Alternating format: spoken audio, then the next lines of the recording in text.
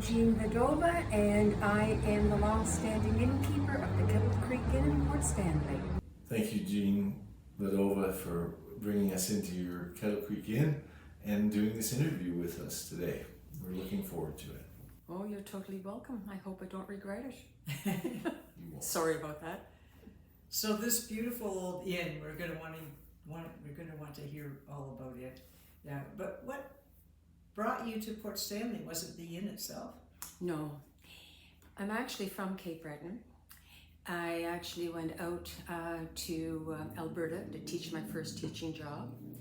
On my way out there, I happened to meet a gentleman on a train. I won't go into the details of the story. Suffice to say that I had met a young lady sitting next to me, and I pointed to three people up there, another younger guy going over to talk to those three people. They were all conductors. And I said to her, "Do you see that man right there? I'm going to marry him." I had never even met him. So I did marry him.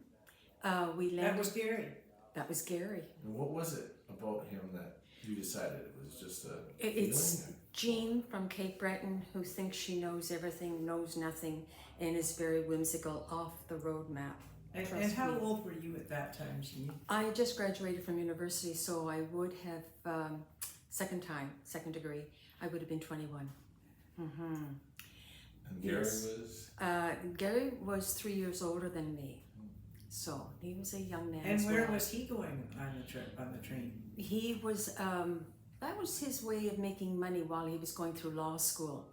And his juncture happened to be going from Toronto to Winnipeg.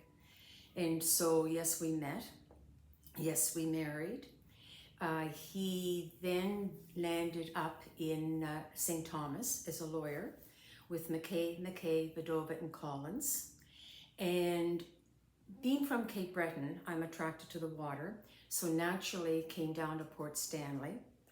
Port Stanley at that particular time had had its heyday, and right at that particular time, it was in a big slump, in So, my mind. Kind of when was that you bought your first place That in would have Port been Stanley? 1966 that we moved to St. Thomas. So you have the advent of the 401, and you have people sort of,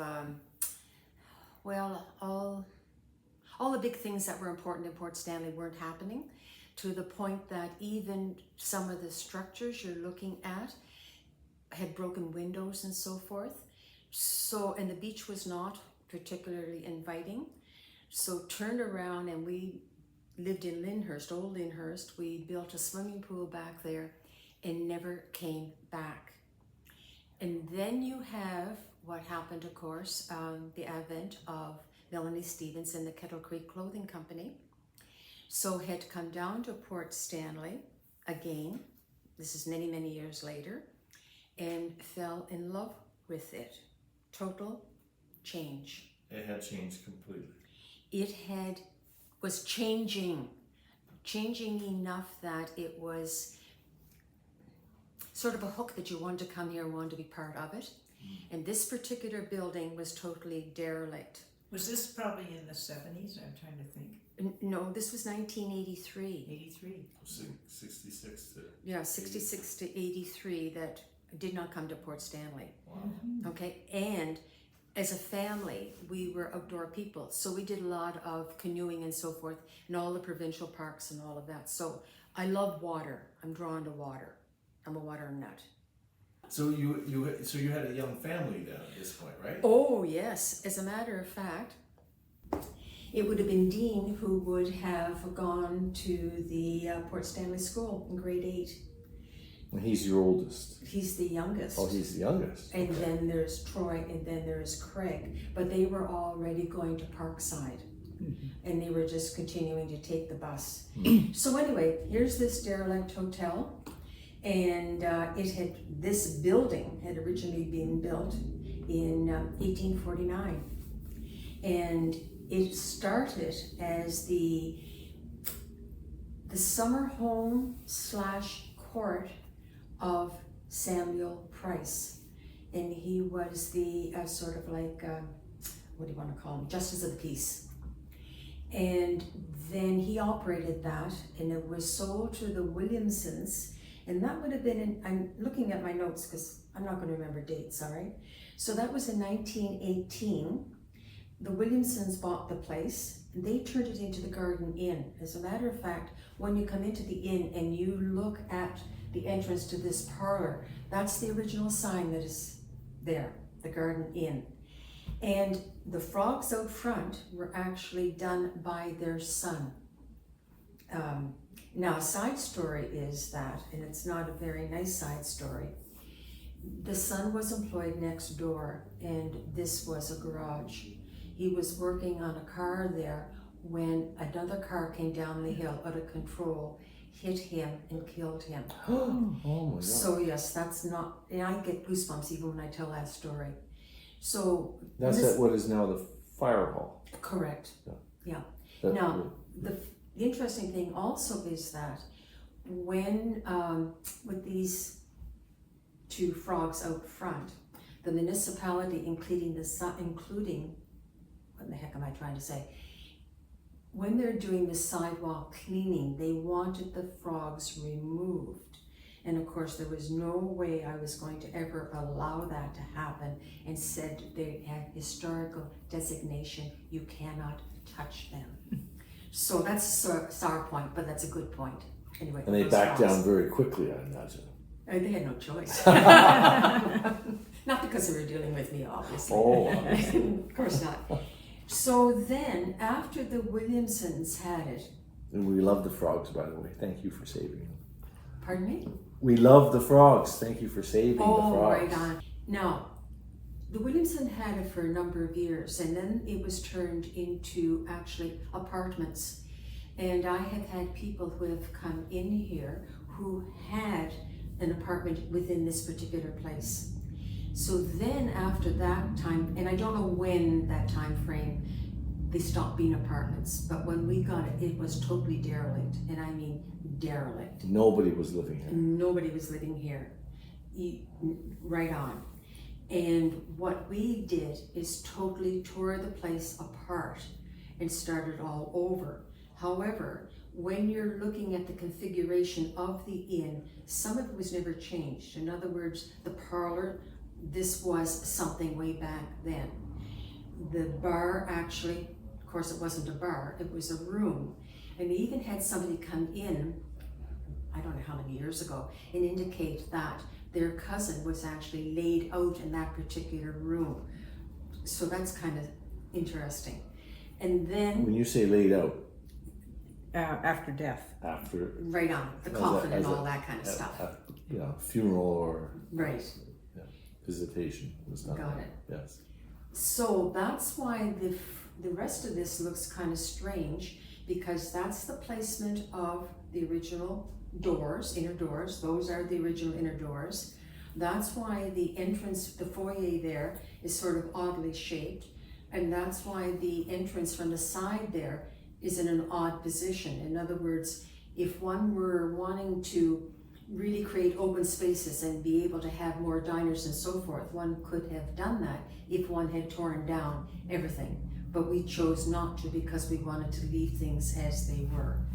And when you go into the very first dining room in there, that bay window is the original, that's how that bay window was. Now mind you, all the windows everywhere have been totally replaced, okay? But so Gary was practicing law in St. Thomas. Yes. You'd raised a family. I don't know if you had other work, but had either of you been innkeepers before? you What kidding made me? you think that you could do that?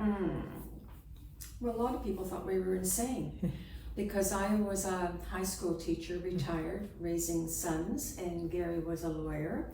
And why would we be so stupid as to go into this business? We did. And no regrets. It's not been easy. And how did you learn it all? Did you just figure By it the out school of yourself? hard knocks. Yeah. Treating people how you would like to be treated.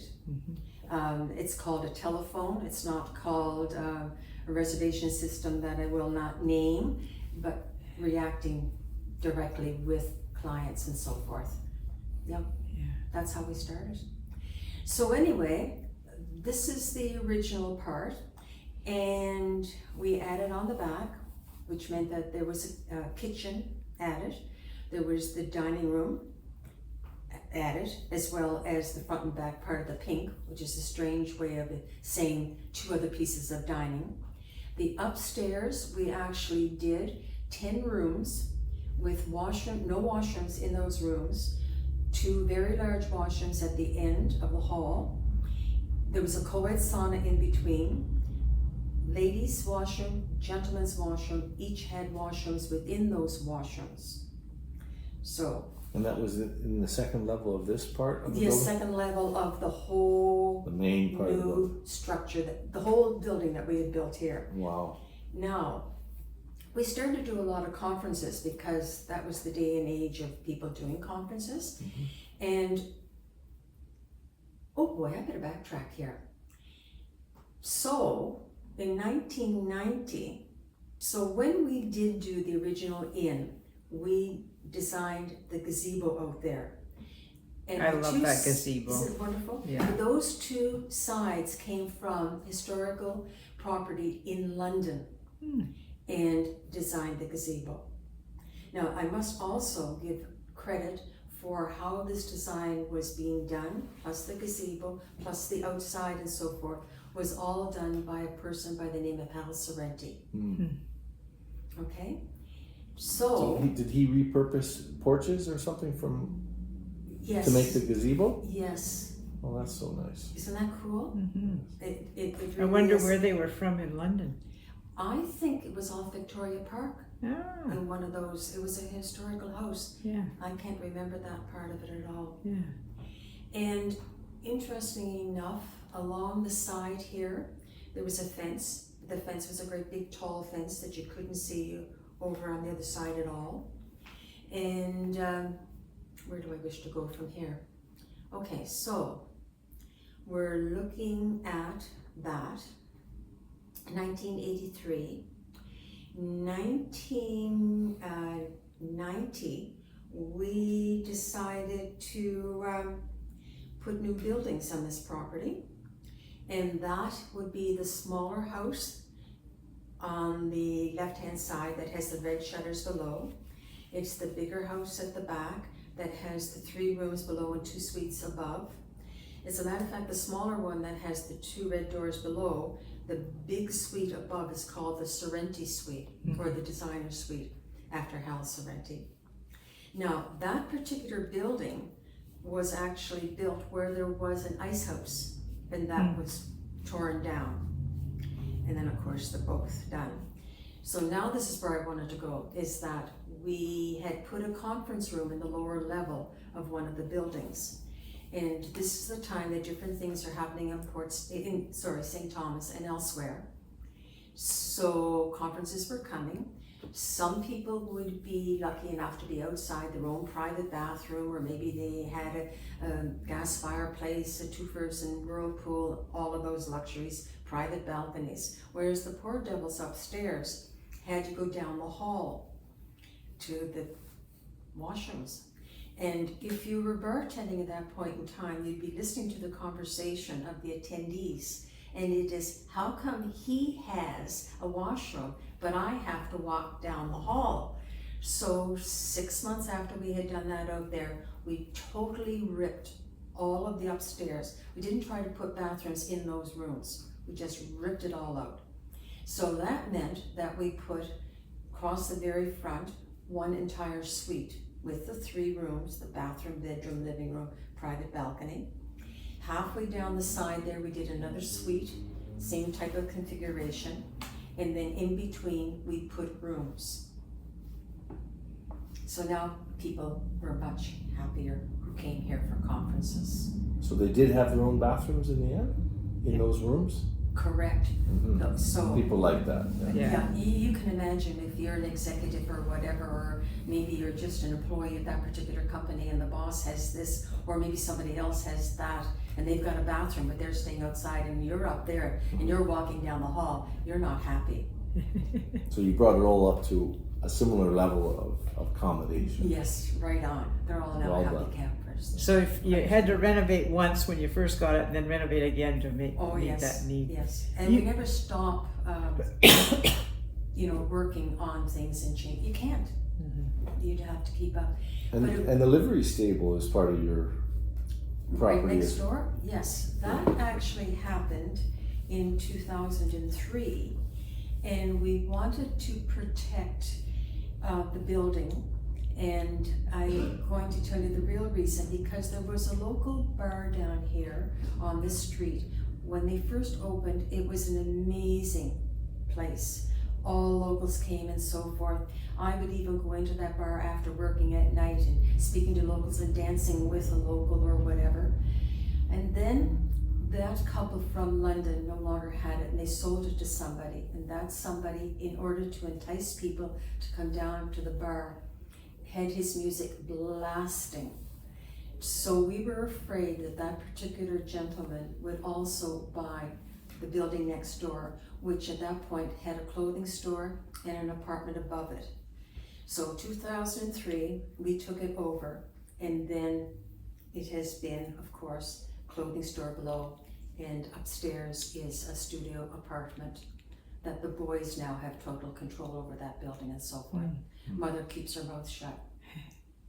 So you must have had guests from all over the world, eh? Tell us some of the stories. Well, because of Manfred Cantor and designing his yachts, we did get people from all over the world. And I can remember one gentleman having a huge yacht built, and he was from Saudi Arabia. That's just an indication. Yeah, it's amazing. Absolutely amazing how people, tend to find us, tend to find Port Stanley.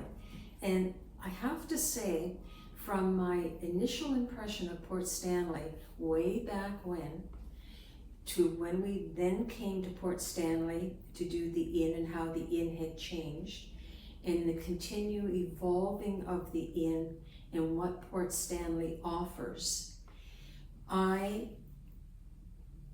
am always impressed what Port Stanley has. And because of all my trips all over the world in bicycling, whether that's Africa, China, India, Central America, New Zealand, Ethiopia, the Caribbean, so forth, I have been frustrated for such a long time, my frustration is decreasing, of how people in Toronto and north think they have to go north to find the place to go, when Port Stanley is incredible. Now, I've also been to Norway twice. The last time was just 2 years ago. You took a small boat, went through the fjords, and of course you would dock at the little tiny towns and villages. And how they are done, and how I'm so impressed with it, I think that people who come to Port Stanley would draw a comparison with Norway. And I have to also admit that if I could not be a Canadian, I would be a Norwegian because of what they offer there. Port is evolving. Port still will continue to evolve, but it has real gems. And I think the gems that have to be mentioned is the Port Stanley Festival Theatre. This is something that is over the top. We've always sponsored it, we'll always continue to sponsor it. The railroad is absolutely amazing in what they do, and I'm so glad they were able to get that bridge fixed and continue to do it. It would have been wonderful if that railroad could have continued to go on to London, but that's wishful thinking. What our beach looks like is truthfully amazing, and I hope all visitors that come to Port Stanley respect the fact that you find it clean, leave it clean. It's a wonderful beach, and I have been on some incredible beaches all over the world. Don't have to persuade us. No, we feel the we same love our way about village. Port Stanley. It is truthfully amazing. I've had the same discovery as you. This is such a great place. That's a wonderful place to be. It is, and you know what I like about it too? It has little buildings, big buildings, whether they're houses or whether they're stores. I truthfully love the fact that there are people from all economic levels, all age levels, all kinds of professions, and people look directly at each other. They're so friendly to each other, and they mean it. There's nothing phony about down here. I'll be quiet. What else did you want to ask? Everybody loves dogs in our little village. Well, it's no, I won't tell this story. You would really be editing me. People think I don't love dogs at the Kettle Creek Inn, but that's not particularly the case. But I won't tell you the story as to why. And we do have service dogs that come and so forth, definitely. Now, So sometimes, right now you don't have a restaurant, sometimes you have, I sort of think you didn't have one when you first started as an inn too, but when did you start it and what are the challenges about running a restaurant in this town? we had an inn from the very beginning. Oh, yeah? Dining Restaurant? from the very Yeah. beginning, yes. It's very difficult to operate an inn, operate dining. Speak to any restaurateur and they're going to say the same thing. It's become even more challenging. It is challenging because of the profit margin is so slim. If you're offering quality food, you're paying quite a bit of money to have that product. You're paying a lot of money to have a good chef in the kitchen and staff and so forth. It is very difficult for people to find accommodation staff-wise, particularly when you have to gear up in the summertime. Where are you going to find a place to live? If you don't have a car, there's no transportation directly to get down here. We have had our share of very good chefs. Maybe it's part of the chef tradition that what goes with it is not just your culinary skills, but your temperament. And after the last 6 years of very good chefs, but having them go up and down like yo-yos, you get to the point where you've almost had it. And what has evolved recently, of course, is at the tender age of 82. I really do wish to be retiring from the inn. My sons have been here for a long time, managing all aspects of it.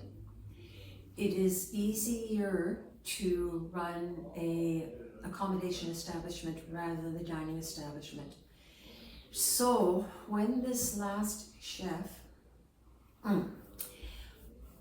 we in November didn't know whether that individual would be walking out of the inn that night, whether it be a Saturday night, having a fight with kitchen staff or the wait staff, or whether we could honor the Christmas parties that were booked for December, or whether he was actually going to be here for New Year's. A lot of stress.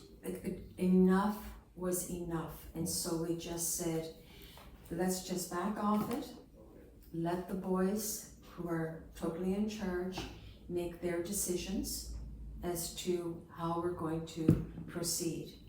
Now, that means this summer there's not the dining open, but as you noticed maybe yesterday there was activity outside on the gazebo. We actually hosted an incredible wedding ceremony. Oh, wow. And a local catering company was in the kitchen and did all the food prep and served it outside, and it worked out very well. The boys are delighted, mainly the guests were very delighted, and the catering people were delighted. So I think they might want to go in that avenue moving forward to be able to do weddings and that type of thing. Events. Here. Events, yes, and catering them. We've got an excellent place for that. Yeah. It is, but you have to be careful because if it rains and they want to be outside, how are you going to do this? Yeah. So, and hopefully also people who wish to do smaller weddings will also take our accommodation, because that's now our bread and butter. That pays the taxes of the Port Stanley. So you see the evolution of the inn is moving in that direction. I see the evolution of the inn is moving in that direction. I think my sons would be pretty upset if I ever said any other little ideas that are going at this time, because mother would be interfering, and mother's not allowed to interfere anymore. Yeah, you used the word trying to retire, and When I was in here the other day, you told me you were retired, but you were actually here is where I found you. But Jean, it must be such a joy to have your sons taking over the business. When you started it, they were still kids. Did you ever imagine that? Oh, heavens no. And they had no interest in it. As a matter of fact, Troy, the middle one, he was off in New Zealand. And Jean actually ended up having to have major heart surgery. I'm fine, no issues, right? I'm biking all over the world. He came back, and that was not his intention. And of course, he's been with us ever since. Then Dean did, and of course, Craig, the oldest, was working with a firm company in St. Thomas. He's no longer there because they closed. So he is now accustomed to greeting people at the front and checking them in and so forth. Now, if we can convince him to hurry up and get a smart serve, maybe other things can happen. Okay, not going to say anything more. So the three boys are now running. That is correct. With mom sort of overseeing and guiding and not saying anything. I know. My boyfriend of 26 years lives in Sault Ste. Marie, Ontario. And so I've been spending my time going back and forward to this particular place. He had a large hotel up there in the ski resort, and he has sold it. And so he's trying to get me to be up there on a longer basis. But I will never sell my house in Port Stanley because I love being up there, but I love being down here. And being an independent woman, I need my place down here. Read between the lines. So you travel a lot too, Jean, and Yes. you must have been more tied down when it was just you or you and Gary when you were running the place. Now with the boys, you're more free to travel? Oh, definitely. Yeah. Yeah, definitely. And I will obviously be continuing to travel as long as I can. But even, looking back when I was working, around the clock and so forth, it was amazing to figure out, I bought myself a sailboat that I had, and I would be, no, I was not a good sailor, and no, I got into difficulty, but people couldn't hear me swearing out there when I'm in difficulty, which is good. But anyway, I would come in the morning and work like crazy, sail in the afternoon, then come back and work at all night or whatever. You just did it, that's... And when you travel, have you gotten ideas that you've brought back to the inn when you stay in different places overseas? Not necessarily, and why I say that is a lot of the traveling that JJ and I have done is with a company called Tour d'Afrique of Toronto. And so we could be in a very palatial accommodation, or we could be sleeping in tents on the side of the road. What the travel has done has given me an incredible appreciation of humanity. It has certainly made me be extremely appreciative that I am a Canadian, and has opened up so many doors of speaking to so many people from so many countries and so many backgrounds, and that's what you can. Yeah. I didn't express that properly enough, but I think you did. It's interesting that when people come in here, and just like a gentleman was here yesterday, and of course he was not white-skinned, and I have a tendency to ask, what country are you from? Not because I want to discriminate, it's just, are you from a country that I traveled in? Because I want to tell you how amazing that country was and how I loved it. And I think that's what is about the inn, is that when people come in, we want to know your stories.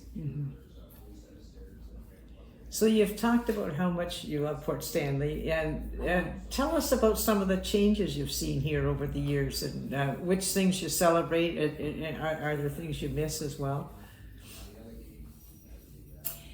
The changes that I've seen that I probably would never have thought that I would see is all of the condos that are coming to Port Stanley and all of that type of development, which has its big pluses. I know that a lot of local people don't wish to see a lot of those changes. I just hope that all those changes that do happen are respectful of the original layout of the land and the original feel of this port, and continue with that original feel. That would be a shame to lose that. What I'm finding that bothers me, not bothers me, it's not my opinion to be bothered by it. We used to have a lot more, i.e. clothing stores and so forth. And that industry is a very tough industry as well, because so many people buy online. And I think that's why some of them have not continued to manage. But some of them I have valued so much, because I would say when people arrive, have you been to Port Stanley before? No. I take them outside and I point and say, this is where you go. And I have to say, oops, that's not there anymore. I think the one thing that does bother me is the entrance coming into Port Stanley is not exactly what it was. And I really wish the unnamed building, something could definitely happen. Yes. Ask your question again, because I think I've missed something. No, that's good. The village evolves, and some of the changes don't seem to be positive at times, and other changes are positive, right? Definitely, definitely. But you can't stop time. There are going to be changes. And the fact that what is happening in St. Thomas, and I think that's quite incredible. I think St. Thomas has really spiffed up its act in what it is doing and so forth. And with all those people coming, there's going to be definitely a bigger influx into our area. So this is going to happen. Just like the wonderful thing that Extendicare, a brand new building. I mean, I may be one living up in Extendicare at some point in time. We all will be. You know, and the thing is, I'm so close to Port Stanley that I can come down. I can go to the theater still. I can get on the train. I can have GTs on the beach. I can still do these things. And that is so wonderful. Yeah, I'm a Port fan. We'll be doing that for a long time, I think. I think I will too. Any other characters you want to tell us about, or incidents during your years here that are particularly memorable? Well, I'm going to tell you a funny one. It is before we had torn apart the upstairs and had taken the bathrooms out of the back up there, co-ed sauna. And there was one particular night, the family has passed away since, but anyway, he was quite a well-known individual in Port Stanley and in St. Thomas. And they were in there dining, and as they finished dining, there was drip, drip, drip of water coming down onto their table. So I raced upstairs only to find that there was one of our house guests up there with two men that were not house guests. And so she and he were not clothed. And I, being the person I am, said, get out. And of course they had to get out, not only out of there, but get out of the inn immediately. Yeah, that's one of those things that have happened. The joys of being an innkeeper, eh? Oh yeah. But anyway. You've probably seen it all. Yeah, I've seen quite a bit. I don't want to. Secrets are safe with me. I just want to go back to the very beginning of what you were saying. So you were on a train. You spot this young conductor that we know you later married. Between Winnipeg and Calgary or something happened that changed the course of your life. How did you latch onto him so quickly? And what was it you saw that made you think he was the guy? Well, the very next day, I had connived to sit down and talk to him. And he was living in Toronto. So I continued on to Calgary. And then, conversing back and forth, I went up to visit him in Toronto. Now that's the day and age that everything has to be above board. So he found me accommodation elsewhere. And that would have been in September. And by December, we had decided that we really wanted to get married. And interesting enough, I notified my parents that this is what is going to happen. And what was happening at the same time is my dad, he was a doctor, but he passed away at the age of 42. And at that particular point in time, he was not long for this world. And so I had told my principal out in Calgary that I was going to be going back to Nova Scotia just for a short period of time. I got in touch with Gary in Toronto and said, look, I'm going to be heading out to Nova Scotia. And what he did, unbeknownst to me, is he raced down to a jewelry store in Toronto, picked up an engagement ring, met me in Toronto. We went to Cape Breton. He asked my dad for my hand in marriage, and we were married in July of that year, having been together maybe a month, if that, all told. So married at my house. I made my own wedding gown. The IODE, if anybody's heard of them, they did the catering and all that kind of stuff. Yeah, I'm not, I do some strange things. Great story. Yeah. Yeah. Got lots of stories of my trips. Lots that will reinforce the fact that I'm missing a few brains, and lots that will reinforce the fact that you will then understand why Gary and Jean decided to be totally crazy, take a derelict building and turn it into an inn, and then to leave our place in St. Thomas to move down to Port Stanley. We actually took Manfred Cantor's old house and lived in there for a while, and then we added on to that particular one. Yeah.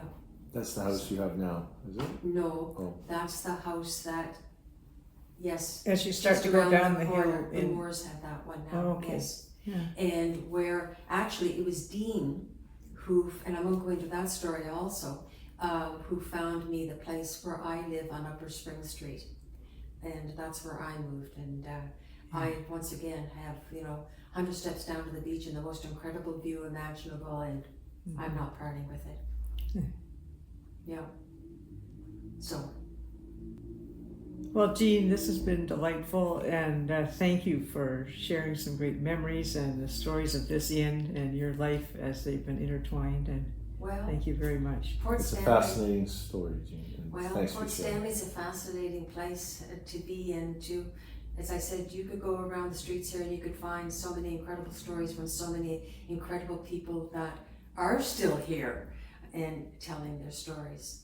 I'm surprised that you wanted to hear my story. You were part of that whole big, beautiful picture. Well, I don't think of myself as old enough to be part of all I didn't this say that. history. No, I know you didn't say that. Age is a But frame you're of part of mind. the story, Age and a is big just part a of the frame. story. Thank you.